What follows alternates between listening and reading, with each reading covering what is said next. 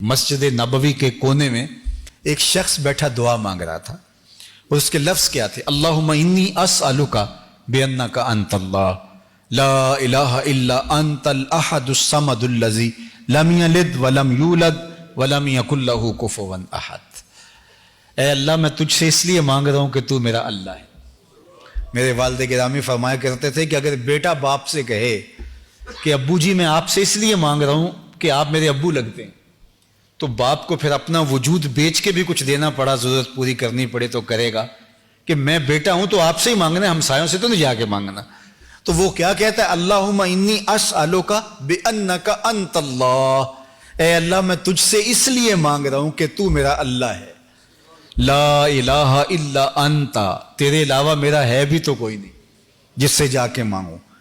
اللہ انت الاحد الصمد الذی لم یلد ولم یولد ولم یکن لہ کفوا احد۔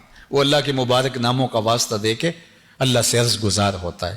تو اللہ کے محبوب علیہ السلام نے دیکھا اور ایک صحابی کو کہا، وہ جو کونے میں بیٹھ کے مانگ رہا ہے اسے جا کے بتا دو کہ اللہ نے تمہاری دعائیں قبول کر لی۔ تو اس سے اپنی ضرورتیں اس کی چوکھٹ پہ رکھنے کا مزاج، ذو دعائن عریض۔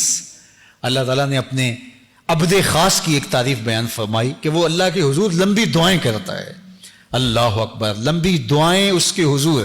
یہ شاید میں نے پچھلے جمعے عرض کیا تھا کہ جب بندہ اللہ کے حضور عرض کرتا ہے، اللہ اسے مصیبت میں گرفتار کر دیتا ہے اور وہ پھر روتا ہے، چیختا ہے، تو جبریل عرض کرتا ہے کہ مالک تیرا فلاں بندہ ہے، یہ اس کی آواز ہے اور تجھے پکار رہا ہے۔ تو اللہ فرماتا ہے اس کو روتے رہنے دو، مجھے اچھا لگتا ہے کہ یہ مجھے پکارتا رہے، یہ میرے حضور عرض کرتا رہے۔ اللہ وہ چاہے تو ایک لمحے میں دعائیں قبول کر دے، تو بعض کا تو وہ تاخیر کرتا ہے، اسے پسند ہوتا ہے کہ میرا بندہ میرے دربار کی حاضری بھرتا رہے، لمبی دعائیں کرتا رہے، گڑ گڑاتا رہے، روتا رہے۔ دنیا والوں کے سامنے جا کے روئیں تو آپ کا بھرم ٹوٹ جاتا ہے، اللہ کے سامنے روئیں تو اللہ کے ہاں آپ کی عزت بڑھ جاتی ہے، اللہ کے ہاں آپ کا وقار بڑھ جاتا ہے۔ وہ آپ کو اپنا محبوب بنا لیتا ہے جب آپ اس کے سامنے زاری کرتے ہیں اور آپ کی آنکھ سے بہے ہوئے ایک ایک آنسو کا وہ قدردان ہے۔ کوئی اللہ کو پکارتے ہوئے اس کی محبت میں رو پڑا اور اس کی آنکھ سے پانی کا ایک قطرہ نکلا، اور وہ کتنا بڑا قطرہ تھا، جس سے پلکوں کی ایک بال کی جڑ گیلی ہوئی، صرف اتنا پانی تھا۔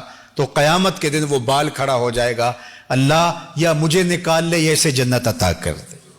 اللہ اکبر۔ تو اللہ تعالیٰ اس بال کو تو نہیں نکالے گا، اس شخص کو جنت عطا کر دے گا۔ تو اس کے حضور الہا و زاری کرنے کا ہمیں حکم دیا۔ اللہ ہمیں رات کے اندھیروں میں، دن کے اجالوں میں، تنہائیوں میں، خلوتوں اور جلوتوں میں اپنے حضور التجائیں کرنے کی توفیق عطا